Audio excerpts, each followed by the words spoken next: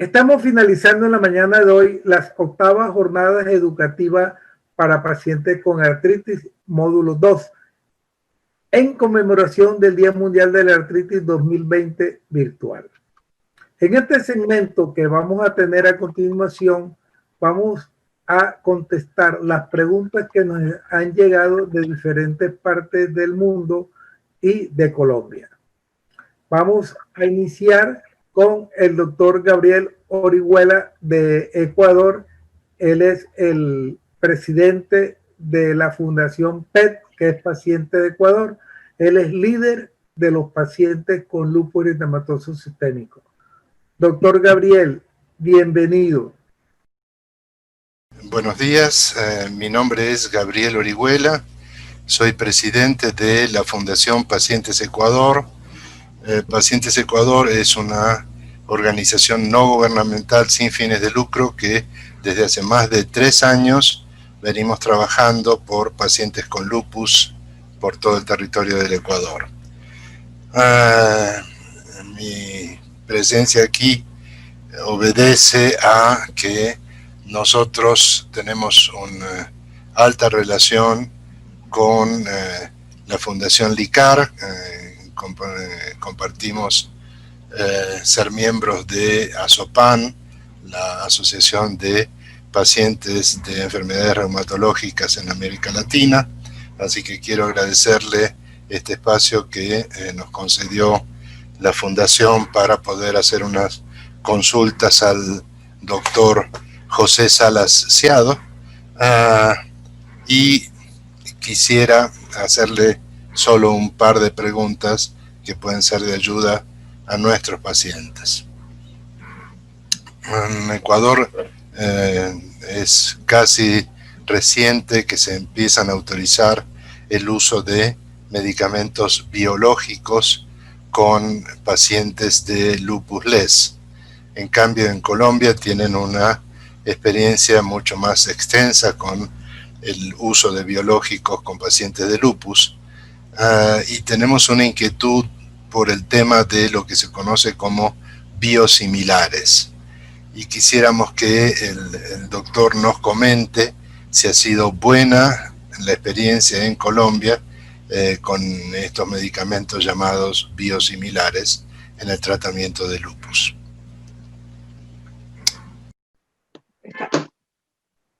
Muy buena pregunta, doctor Orihuela, sobre los biosimilares en las enfermedades reumáticas, sobre todo con lupus y o artritis reumatoidea, que son las dos enfermedades que tenemos con mayor frecuencia de presentación en nuestro medio, tanto en Colombia como en Ecuador. Acá en Colombia, como usted nos pregunta, los biosimilares han llegado paulatina y progresivamente, ¿sí? En este momento, para el lupus, los biológicos que tenemos es el rituximab y el belimumab. Sobre el belimumab no tenemos visión de que haya un biosimilar, pero del rituximab sí, y del rituximab en este momento están en vía de aprobación varios, del cual en estos, digamos, instantes, en estos días ya se está haciendo el lanzamiento del biosimilar de rituximab por laboratorio Sandoz, donde tenemos mayor experiencia con relación a estos medicamentos biosimilares es en artritis reumatoidea, comenzando por un medicamento semejante, que lo podemos llamar así, a un biosimilar del Etarnecet, que es el Etanar, que lo tenemos desde hace varios años. Y desde el año, y el último que fue aprobado el año pasado por INVIMA para su utilización en Colombia, tenemos el biosimilar del adalimumab, que es el Angevita. Entre este lapso de tiempo de haber llegado el Etanar como un biosimilar y el Angevita, fue aprobado un biosimilar del Remicade, ¿sí? Que es el infliximab, cuyo nombre es Rencima para Colombia. La utilización de estos 3 medicamentos a mayor o menor grado han sido de buena satisfacción en el sentido que los pacientes se han beneficiado con estos medicamentos viendo que la enfermedad ha mejorado, viendo que la enfermedad no ha progresado y son unos resultados bastante similares, en el buen sentido de la palabra, al medicamento innovador. La otra pregunta se refiere a el tema de cómo generar fuentes de información en un lenguaje sencillo sobre la enfermedad para pacientes de lupus, dado que la mayor parte de los pacientes es gente con poco nivel de educación y obviamente se les hace difícil entender las características de la enfermedad, sea el paciente mismo, sea el familiar que acompaña al paciente, en forma tal que podamos llevarlo a lo que se suele llamar la condición de paciente experto. Esto es necesario porque desgraciadamente en nuestro sistema de salud obliga al médico a invertir un máximo de 15 minutos por paciente, y en 15 minutos ningún médico le puede dar una explicación detallada y asegurarse de que el paciente y su familiar entendió tanto por qué se le diagnosticó de lupus, cuanto qué es el lupus y qué expectativas de vida y de tratamiento tiene para su enfermedad. Bueno, es una importante pregunta, aunque digamos, en el caso nuestro, en Colombia, a veces el lenguaje no es tan sencillo. ¿Por qué? Porque también el paciente debe enseñarse a utilizar el lenguaje que se utiliza en el sistema de salud. Por ejemplo, prescripción para nosotros es la palabra adecuada. Sin embargo, para los pacientes de receta es fórmula. Entonces, dependiendo de cada país, lo importante es ir adecuando ese lenguaje a lo que se maneja en el sistema de salud, porque cuando el paciente llega a hacer toda su ruta de atención, si no se le enseña con un lenguaje adecuado, no tan sencillo, pero que sí es el que se maneja dentro de todo el entorno, puede empezar a no hacer un fácil acceso para el paciente. Entonces va a ser una barrera el no conocer esos lenguajes técnicos que se manejan dentro de todo el entorno de salud. Ok, ese es un buen enfoque, pero yo se la respondería desde el punto de vista de la parte educativa para el paciente. O sea, cómo promocionar fuentes de información. O sea, las fuentes de información que se promocionan en este momento es virtuales. La gran mayoría de grupos se tienen ya desde el punto de vista plataformas en la página web, y esto nos va a ayudar para la educación del paciente. O sea, lo que estamos haciendo hoy es educativo para los pacientes.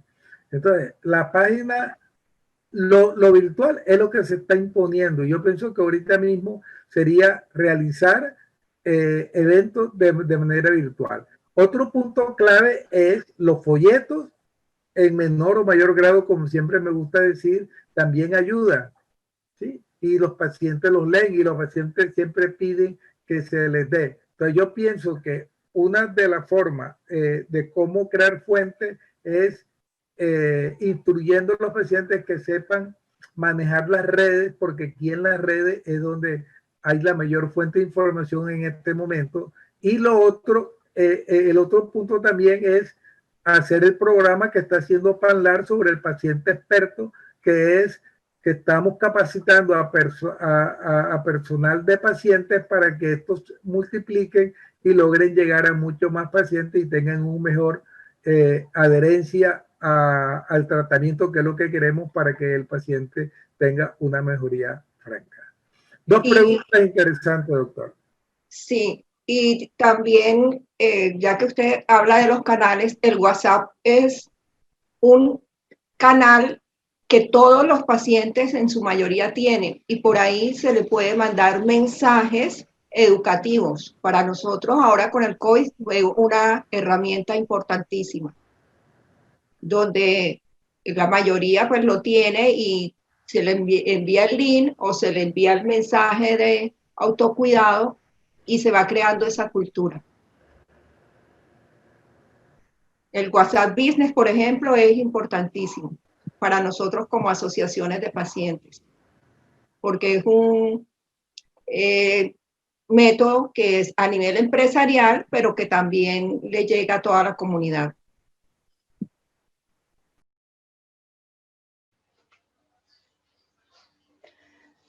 Buenos días, mi nombre es Sandra Charri Gutiérrez. Primero que todo, doy gracias al doctor José Salasiado, médico reumatólogo, por la invitación a este espacio. Primero que nada, quiero también comentarles, soy una paciente desde hace 18 años aproximadamente con artritis reumatoidea. Inicié desde muy joven. Y bueno, en este espacio quiero realizar las siguientes preguntas.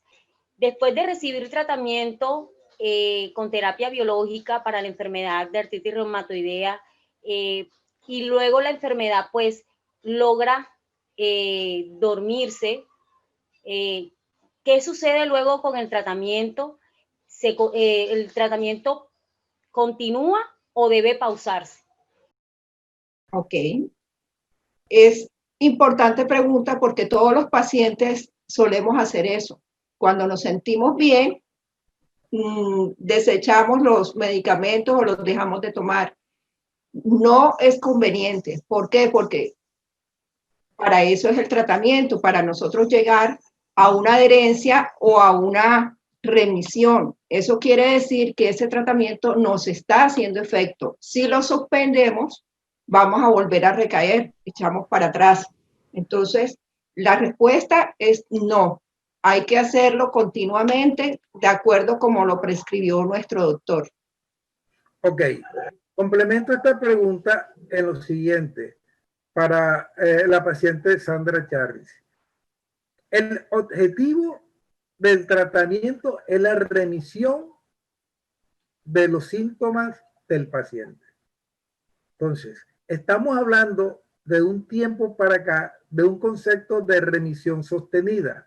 ¿Qué es remisión sostenida? Cuando el paciente tiene mínimo 6 meses de estar asintomático, que la enfermedad está completamente controlada. Las últimas, digamos, decisiones con relación al tratamiento, cuando se está en remisión sostenida, y yo diría que el paciente tenga más de 1 año o año y medio, ¿sí? Que es lo que tú llamas que la enfermedad está adormecida, ¿sí? El concepto que viene es en optimizar la dosis de los medicamentos. ¿Qué es optimizar la dosis de los medicamentos? Es comenzar a disminuir los medicamentos. Y sobre todo si están en terapia biológica. Si tiene un medicamento cada semana, ponerlo cada 10 días o cada 15 días, o si es cada 15 días, ponerlo cada 3 semanas, cada 21 días, o si es un mes, cada 45 días. Entonces, este concepto de optimización de medicamentos lo debemos aplicar después de que tengamos una remisión sostenida, entendiendo por remisión sostenida que el paciente está asintomático y que tenga más de 1 año o año y medio que su enfermedad no está activa. Estoy de acuerdo con lo que nos dice Gina, que el tratamiento no se debe suspender sin el concepto médico. El tratamiento debe ser continuo. Bueno, mi siguiente pregunta es, ¿cuál es la diferencia entre lupus y artritis reumatoidea?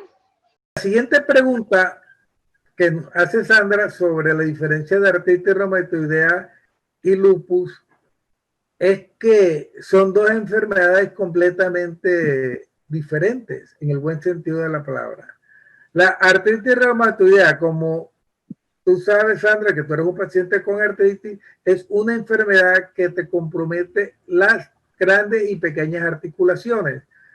Pequeñas articulaciones de las manos y grandes articulaciones como la de hombros, rodillas y cadera. Generalmente no da mayor compromiso sistémico. Ojo, generalmente no da, pero los pacientes con artritis pueden tener compromiso cardíaco, pulmonar, excepcionalmente renal. Y esa es una de las grandes diferencias con el lupus. El lupus, a diferencia de la artritis, es una enfermedad que compromete diversos órganos de la economía, sobre todo a nivel renal, neurológico o neuropsiquiátrico, y en menor proporción cardiopulmonares o a nivel abdominal. Entonces, podemos decir que el lupus es una enfermedad más que todo que compromete varios sistemas, a diferencia de la artritis que compromete solamente las articulaciones. Ambas son enfermedades autoinmunes. ¿Qué quiere decir autoinmune? Que el mismo organismo está reaccionando contra sustancias propias e inducen, uno, la afinidad por las articulaciones y otra, la afinidad por diferentes órganos. Espero que con esta respuesta he logrado contestar tu pregunta. La artritis reumatoidea puede afectar la tiroides en las mujeres. ¿Cuáles son sus manifestaciones? Ok, muchas gracias. La artritis reumatoidea como tal no puede afectar la tiroides. Lo que observamos es que los pacientes que tienen las enfermedades autoinmunes en la cual el mismo organismo está produciendo ciertas sustancias contra las diferentes partes del cuerpo, sí puede haber comprometimiento de la tiroides, pero no propiamente porque padezca la enfermedad de artritis, sino porque su condición de paciente inmunosuprimido lo puede dar. O sea, si ustedes observan en el buen sentido de la palabra, hay un paciente que puede tener diabetes, puede tener tiroides, puede tener lupus o puede tener artritis. Las cuatro son enfermedades autoinmunes. Buenas tardes, mi nombre es Mariela Arias, tengo 46 años. Hace 8 años me diagnosticaron artritis reumatoidea y tengo preguntas para hacer, como ¿cuál es el riesgo de sufrir daños permanentes en mi cuerpo por efectos de la artritis reumatoidea? Daño permanente, más que todo está, uno, que si no tiene la atención temprana, oportuna, y lo otro es que la prescripción también sea adecuada. Entonces, si todo está bien, no hay ningún inconveniente. Sin embargo, si se llega tarde, está la deformación de las manos, de los pies, porque las articulaciones empiezan a inflamarse y a anquilosarse. Usted tiene la palabra.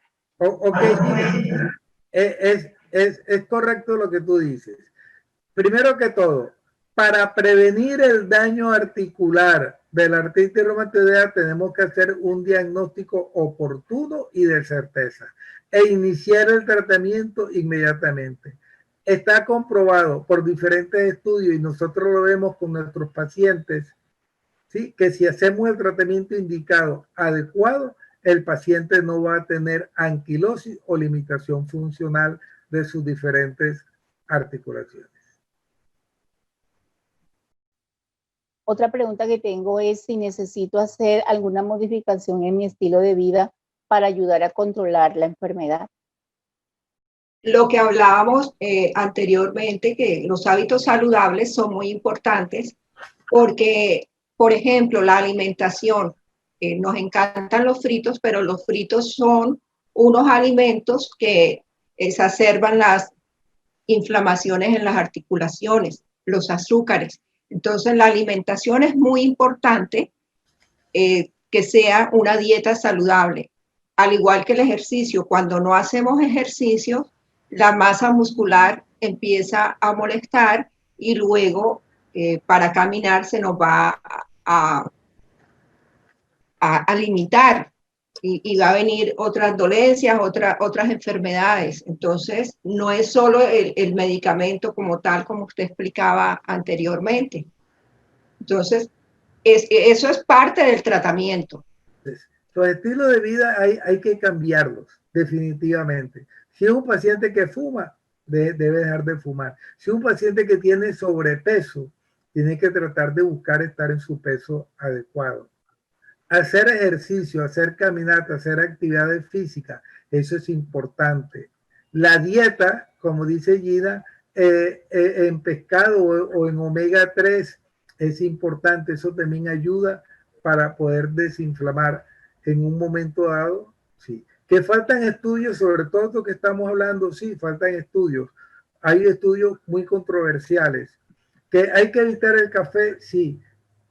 Evitar el café, ¿en qué sentido? En que no se tome 10 tazas, si se tomen 2 o 3, porque los estudios dicen que si se toma 10 tazas, eso puede desarrollar o puede ser un factor de riesgo para artritis reumatoidea. Sí, es controversial. Que tiene que hacer ejercicio, tai chi y todo esto que está alrededor, yoga, etcétera, todo eso ayuda. O sea, que los cambios en el estilo de vida son favorables para una mejoría en estos pacientes con diagnóstico de artritis reumatoidea.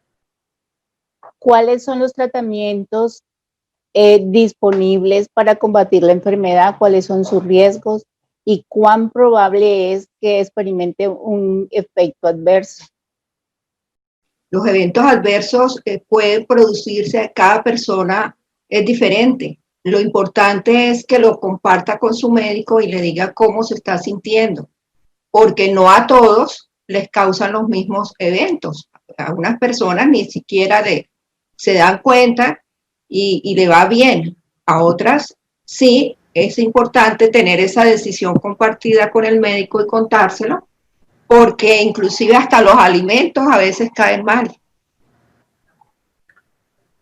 Con relación a los efectos adversos, algo importante es, no todos los pacientes son iguales.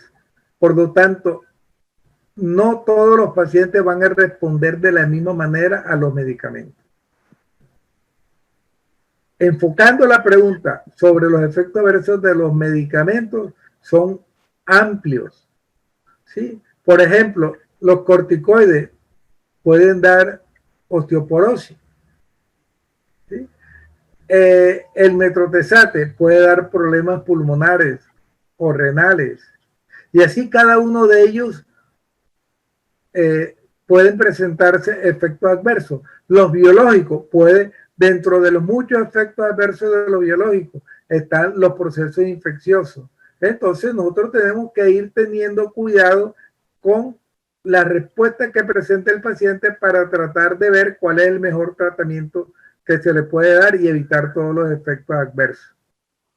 La clave está en comunicárselo a su médico y no suspenderlo antes de darle la información a su doctor para ver qué es lo que está pasando, ¿no?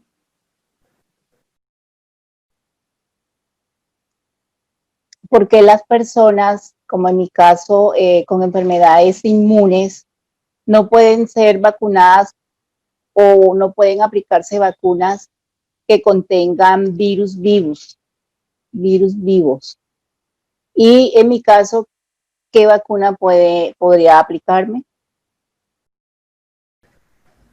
En este momento en que estamos viviendo una pandemia, ¿sí? Una de las formas de controlar los procesos infecciosos son con las vacunas. Las vacunas pueden ser de virus vivos o virus atenuados. En la mayoría de las enfermedades autoinmunes están indicadas las vacunas atenuadas y no la de virus vivos, porque la de virus vivos, a pesar que es el virus que está, digamos, inactivo, ¿sí? Los pacientes que sufren enfermedades autoinmunes tienen disminución de la de las defensas, tienen bajas las defensas. De por sí ya al tener la enfermedad tiene la defensa baja. De por sí los medicamentos le bajan más la defensa, entonces los virus vivos están contraindicados. Las vacunas atenuadas, ¿sí? O las vacunas sí, que no son de virus vivos, como es la de la gripe, la influenza, ¿sí? La de la hepatitis B, estas vacunas sí están indicadas en estos pacientes con enfermedades autoinmunes. ¿Cuál es el mejor momento para que se vacunen? Antes de comenzar el tratamiento, ya sea con medicamentos modificadores sintéticos o con medicamentos modificadores biológicos. Entonces, hay que hablar con el médico para que en un momento dado, si hay indicación de la vacuna, se pueden hacer. La vacuna, repito, son contra la gripe, contra la influenza principalmente, esas dos, o contra la hepatitis B en casos especiales. Y ahora por COVID, ¿cuál es? Por COVID lo mismo que respondía hace una semana. Hay que ver que las vacunas que vienen es de virus vivos o de virus atenuados. Entonces ahí entraríamos a definir cuál sería la más indicada para estos pacientes con enfermedades autoinmunes. Si mis síntomas de artritis ya han disminuido, han estado estables, ¿es posible reducir la dosis de los medicamentos o suspender algunos por completo, o por cuánto tiempo podría suspender? Y es posible que al suspenderlo pueda recaer la enfermedad nuevamente. Respondiendo a la pregunta de Mariela Arias, es muy parecida a la que hizo Sandra. Dice que si ya la enfermedad la tiene estable, que si puede suspender los medicamentos. No los puede repetir, no los puede suspender. ¿Por qué? Porque decaería nuevamente su estado de salud. Complementando tu respuesta, que es muy acertada, no se pueden suspender los medicamentos si el médico no lo dice. Con relación a esta respuesta, igual como a Sandra, lo que podemos hacer es optimizar los medicamentos en ir disminuyéndolo de acuerdo si tiene una remisión sostenida de más de 1 año y medio en promedio. Ahí podemos comenzar a quitar los medicamentos. ¿Cuáles son los primeros medicamentos que se va a quitar? Los antiinflamatorios y los corticoides.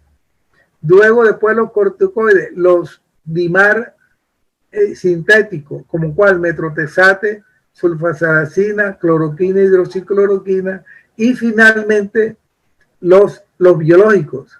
Pero siempre los biológicos los vamos a espaciar en el tiempo y después vemos si se pueden suspender o no. En realidad, muy poco suspendemos medicamentos biológicos. Doctor, pero tienen que tener en cuenta que no es solo el medicamento, sino también el autocuidado que tenga. Porque si baja la dosis, pero no sigue teniendo buenos hábitos, también podría tener inconvenientes.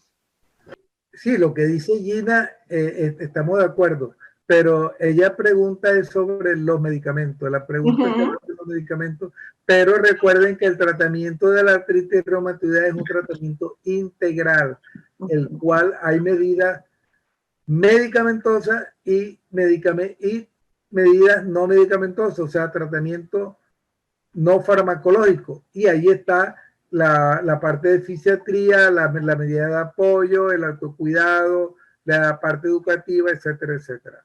Muy bien, Gina, por tu aporte.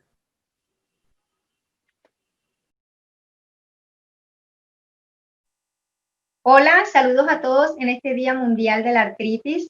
Mi nombre es Isela Cárdenas, soy de la ciudad de Barranquilla. Soy asistente administrativa de profesión. Hace 5 años me diagnosticaron artritis reumatoide. Quiero dar gracias al doctor Salas por su programa de educación al paciente. Y también quiero exaltar la labor de las asociaciones de pacientes, como lo es la Fundación LICAR, al cargo de Gina Ochoa, quien es muy importante al pertenecer a estas asociaciones, ya que nos ayudan de muchas formas a hacer muchos trámites por ejemplo, cuando no nos han entregado las medicinas, si tenemos algún problema con las autorizaciones. Es importante pertenecer a estas, ya que además de que nos ayudan a mejorar nuestra calidad de vida, nos ayudan también a solucionar algunas situaciones que tenemos a veces con las EPS. Quiero decirles que pertenezco al programa Paciente Experto con el doctor Salas y estoy muy contenta y agradecida con todos ellos por todo lo que hemos aprendido. Quiero en este día hacer 3 preguntas. Una, ¿cuáles serían los primeros síntomas de una persona con artritis reumatoide?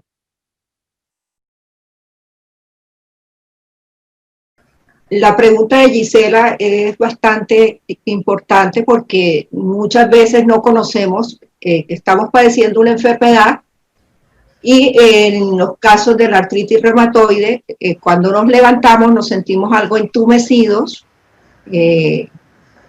para abrir y cerrar las manos, sobre todo, algo de fiebre, algo de sequedad a veces en los ojos. Entonces, todos estos síntomas a veces pensamos que es otro tipo de enfermedad y hay que prestarle mucha atención. Básicamente son los síntomas así. Cuando es un niño, sí se ve el rash, ¿no? Pero para la persona más que todo es el entumecimiento, la fiebre y las articulaciones inflamadas, que se ven como rojizas, se ven algo hinchaditas, básicamente. ¿Usted qué? Ok, Gina, sí. Eso que tú acabas de comentar es importante. Isela, en este momento que el conocimiento de las causas de las enfermedades reumáticas, especial de la artritis reumatoidea, se han ido creciendo y hay mayores conocimientos. En este momento hay un concepto que se llama artritis reumatoidea preclínica. La artritis reumatoidea preclínica es aquella en el cual todavía no hay elementos, como nos dice Gina, de alguna molestia o de dolor articular. Es aquel paciente que se le detecta por cualquier motivo la presencia de anticuerpos anticitrulina o la presencia de factor reumatoideo. Entonces, estos pacientes ya hay una movilización de anticuerpos, de producción de anticuerpos que se ven en la artritis reumatoidea, y estos pueden estar inclusive hasta 10 años antes de que se den los síntomas de la enfermedad. Entonces, a este paciente que entra en este concepto de artritis reumatoidea preclínica, es un paciente que hay que hacerle un seguimiento más frecuentemente, digamos así, para ver si presenta lo que nos dice Gina, porque estos son factores de riesgo para el desarrollo de la enfermedad. Entonces, luego viene ya la primera etapa de artritis reumatoidea temprana, que es el dolor articular. El dolor articular en un principio puede ser no inflamatorio y es aquel dolor que el paciente presenta en las primeras horas de la mañana, por ejemplo en las manos, o dolor cuando empuña la mano o cuando le aprietan, que van a saludar, le aprietan la mano y le duele, sin tener signos inflamatorios. Eso digamos que de pronto son los primeros síntomas, acompañados de todo lo que dijo Gina, fiebre, resequedad en los ojos, etcétera. Se puede ver todo eso conjugado. Pero lo importante es tener en cuenta de que muchas veces están los factores de riesgo para desarrollar la artritis. Y ya luego viene la etapa de artritis reumatoidea como tal, en el cual ya los síntomas están floridos y que ya se hace un diagnóstico de certeza porque el paciente presenta el entumecimiento matinal por la mañana mayor de 1 hora, la inflamación, se le hinchan los dedos de las manos, etcétera, etcétera. Entonces hay que tener en cuenta todos estos detalles para poder lograr y llegar a un diagnóstico de la artritis reumatoide.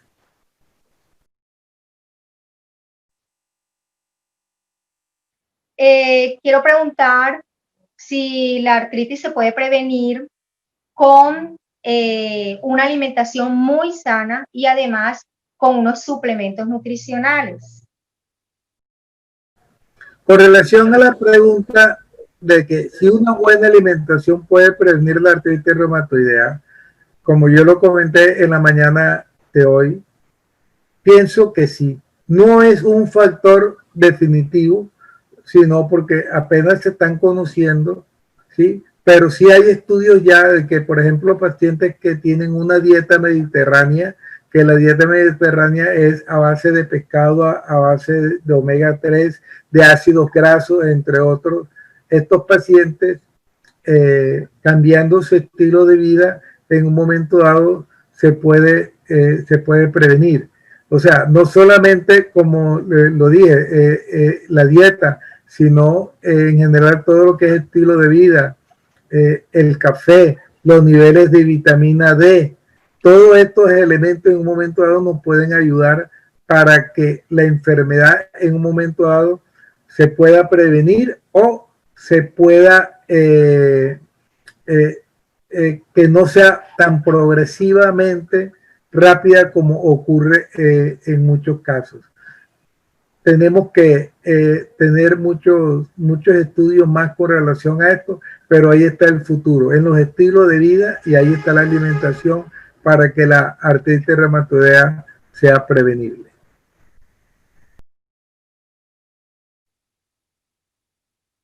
Y por último, quiero preguntar cómo hacen las personas que viven, por ejemplo, en este caso, fuera de Barranquilla, para pertenecer a las asociaciones de pacientes.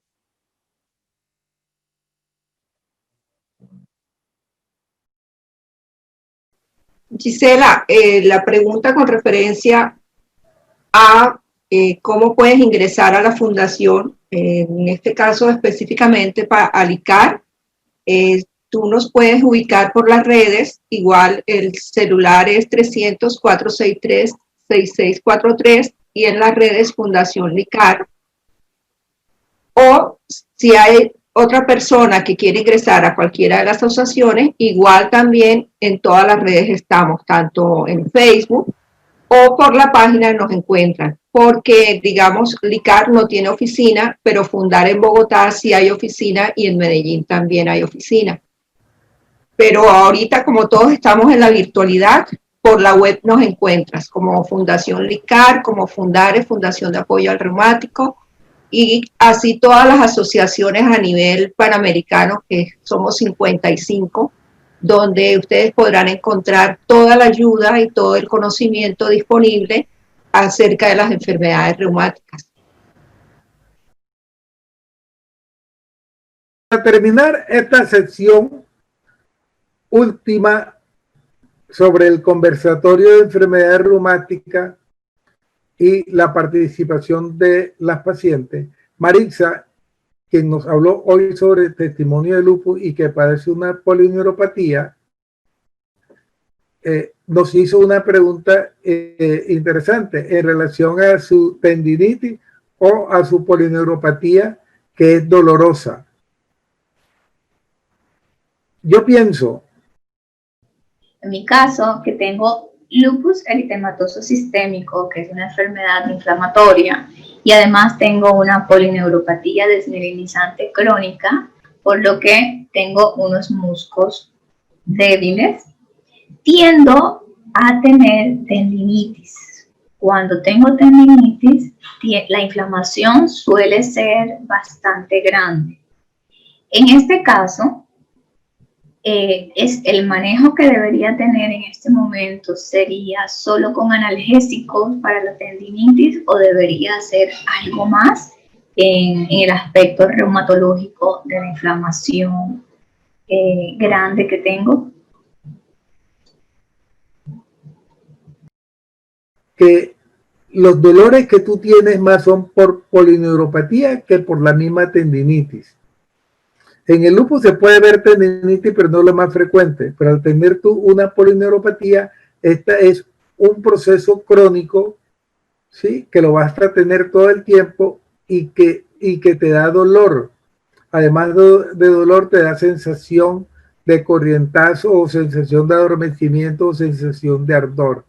Entonces, en este caso, lo que hay que enviarte son medicamentos antineuropáticos, o sea, para el dolor neuropático que tú estás padeciendo. Entre otros medicamentos está la carbamazepina, o está la pregabalina, o está la oxicarbamazepina, o está el gabapentin. Cualquiera de ellos en un momento dado pueden ser útiles para mejorar la polineuropatía. Si ya tienes un dolor articular y una tendinitis bien definida, en este caso los analgésicos son los que están indicados. ¿Que te puedas tomar el analgésico y el antineuropático? Sí, lo puedes combinar en un momento dado dependiendo del dolor y de lo que estés sintiendo. Tengo dos preguntas para realizarles. Una de ellas es que, así como ustedes han estudiado y han investigado esta enfermedad a fondo, han viajado, han experimentado, y aún así no han encontrado una cura para ella, pero sí que el paciente tenga una estabilidad y que logre la enfermedad inactivarse, como por ejemplo en mi caso, o tratarla y ella estar en un punto quieta, digámoslo así, desaparecida, el paciente logra estar estable.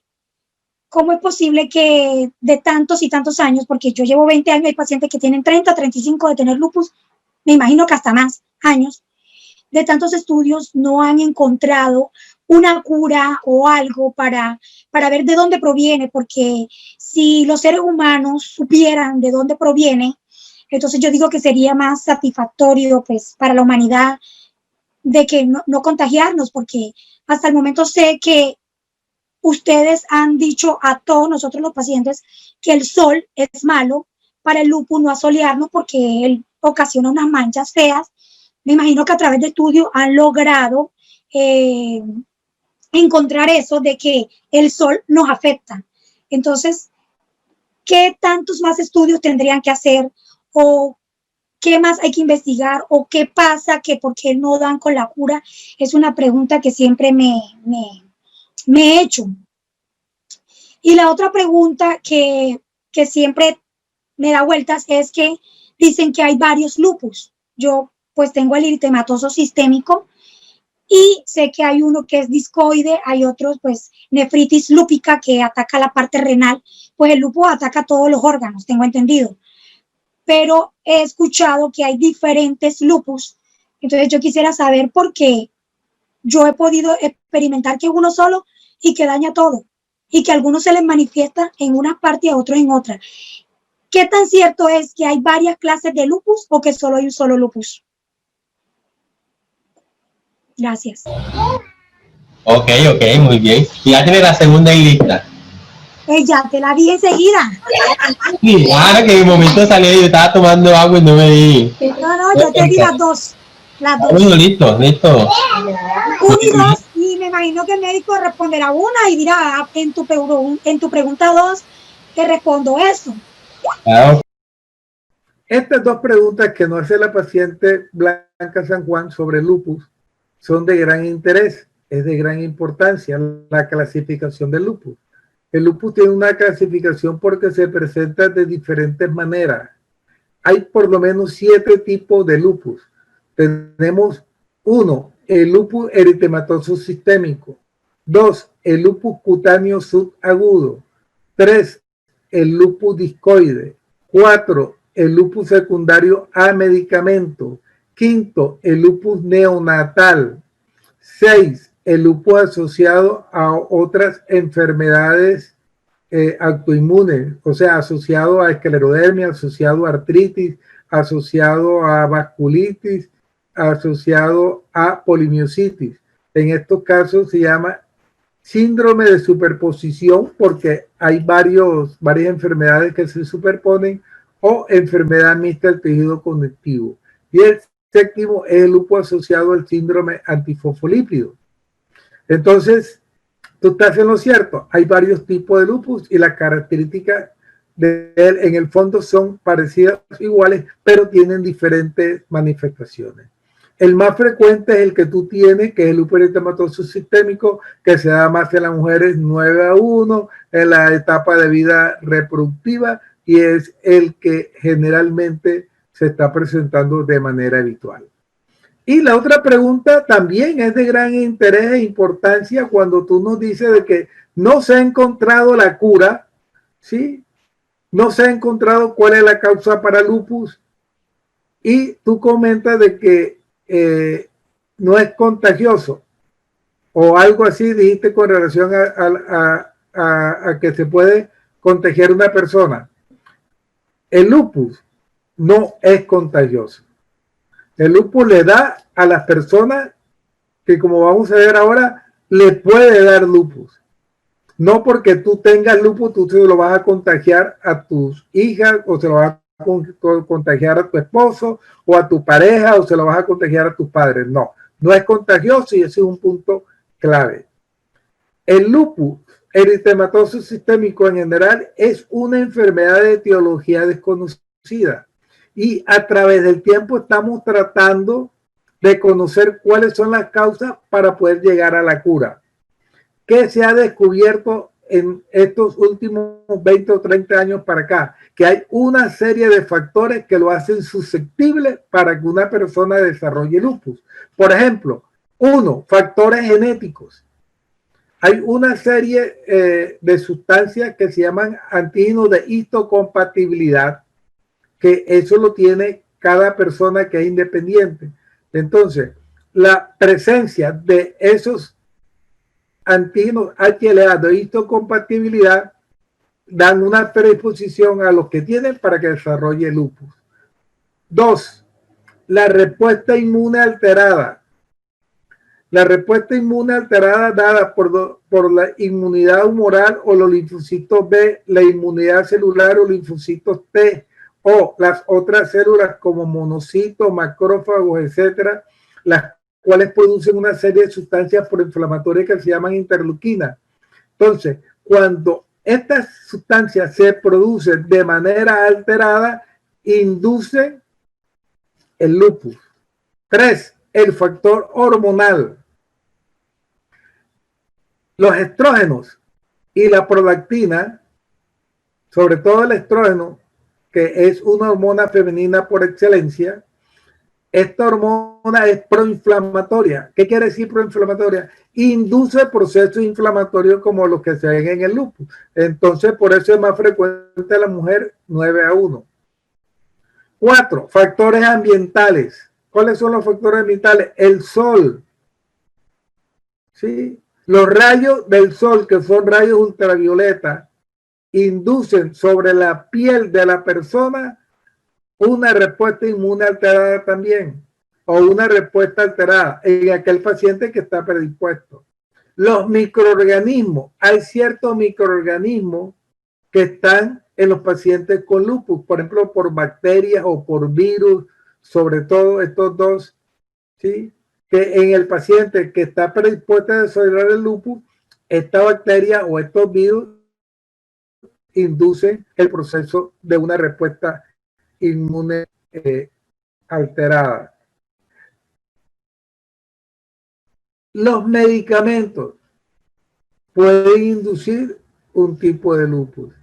Entonces, sí estamos conociendo un poco más cada día, ¿sí?, cuáles son los factores de susceptibilidad que dan al lupus.